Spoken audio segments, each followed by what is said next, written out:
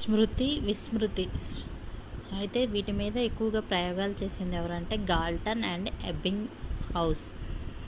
మానసిక వికాస అంశాలలో స్మృతి అనేది చాలా ముఖ్యమైనది. అభ్యసన ప్రక్రియకి స్మృతి అనేది తోడ్పడుతుంది. సృష్టిలో గతం స్మృతి అని, వర్తమానం అవధానం అని, భవిష్యత్ ప్రతిక్షణం అని భావించినది ఎవరంటే అరిస్టాటిల్. మానవుని మనసులో ఒక లక్క ముద్ద లాంటి పదార్థం ఉంటుందని, అది మనిషికి విభిన్నంగా ఉంటుందని, అదే స్మృతిని నిర్ణయిస్తుందని చెప్పింది ప్లాటో. గత అనుభవం, ముందు నేర్చుకున్న విషయం ఎలా జరిగిందో తిరిగి అలాగే జ్ఞాపకం తెచ్చుకోవటమే స్మృతి అని చెప్పింది స్టార్ట్.